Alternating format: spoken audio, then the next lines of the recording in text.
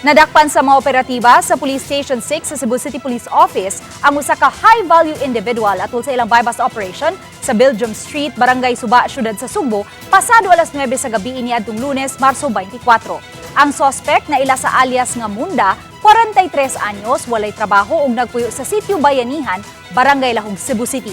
Nasakmit sa mga operatiba gikan sa dinakpan ang 417.3 grams nga gituhoang shabu nga ni balor og 2.8 million pesos. Base sa impormasyon sa kapulisan, ang suspitsado gawas nga bodigero sa illegal nga drogas gingong mausad kini ang tigtagak og mga drogas. Padayon ang ilang investigasyon, ilabi na kung asa nagkuha og supply sa illegal nga drogas ang suspitsado. Kasong kalapasan sa Section 5 o Section 11 sa Article 2 sa Republic Act 9165 ang ipasaka batok sa suspitsado.